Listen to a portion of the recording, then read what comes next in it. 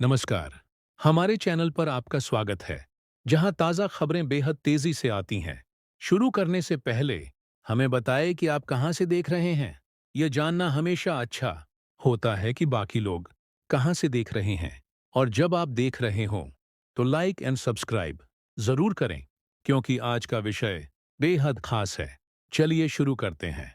प्रधानमंत्री नरेंद्र मोदी इस मंगलवार 19 अक्टूबर को मुंबई में मैरीटाइम लीडर्स समिट में भाग लेंगे। यह कार्यक्रम प्रमुख क्षेत्रों पर केंद्रित होगा: समुद्री सुरक्षा, बंदरगाह विकास और निश्चित रूप से भारत की समुद्री अर्थव्यवस्था को मजबूत करना। यह तथाकथित ब्लू इकोनॉमी के महत्व को प्रदर्शित करने का एक बेहतरीन अवसर है।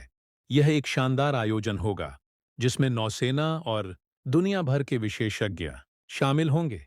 ओडिशा सरकार चक्रवात मोन्था की तैयारी में पूरी तेजी से जुटी हुई है। जरूरत पड़ने पर लोगों को आश्रय देने के लिए 2000 से ज्यादा सहायता केंद्र तैयार है। और जाहिर है, राष्ट्रीय आपदा प्रतिक्रिया बल के अलावा बचाव दल भी पूरी तरह से अलर्ट पर हैं, ताकि यह सुनिश्चित किया जा सके कि सब कुछ नियंत्रण में रहे।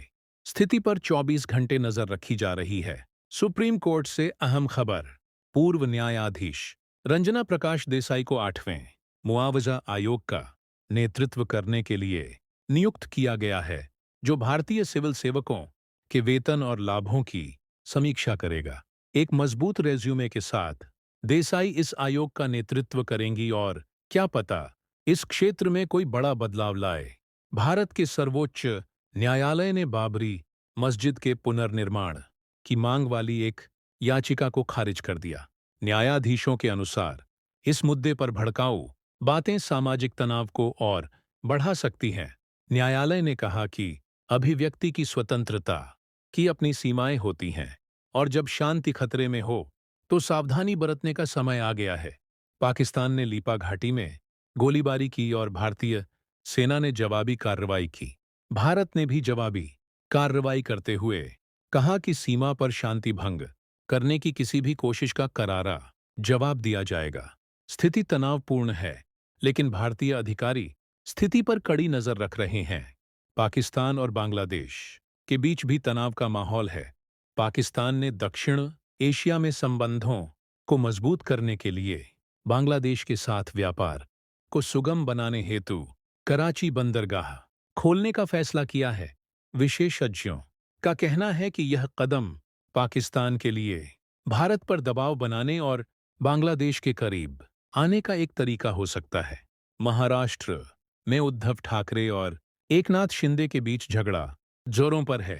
शिंदे ने दावा किया कि ठाकरे को जनता से ज्यादा अपने हितों की चिंता है, और ठाकरे ने इसका जवाब एक बेहद विवादास्पद उपनाम से दिया। उन्होंने शिंदे को एनाकोंडा कह दिया।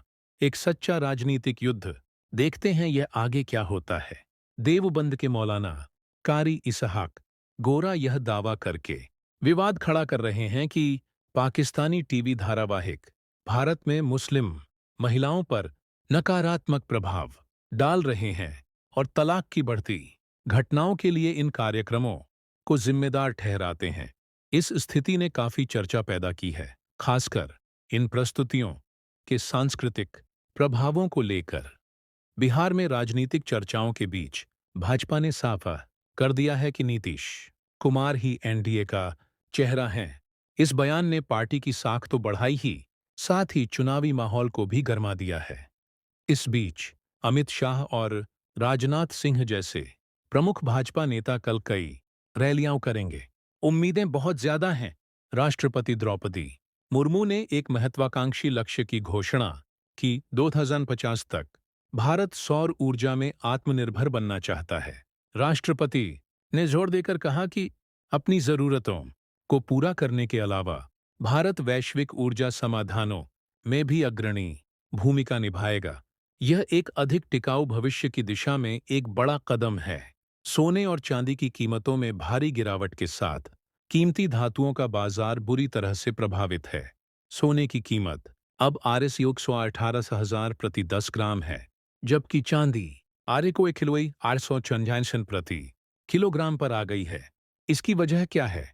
वैश्विक आर्थिक मंदी और मजबूत होता डॉलर। इसलिए अगर आप निवेश के बारे में सोच रहे हैं तो ध्यान देना जरूरी है। भारतीय शेयर बाजार में गिरावट का दिन रहा, लेकिन वित्तीय बाजार में अभी भी मजबूती के संकेत दिख रहे हैं।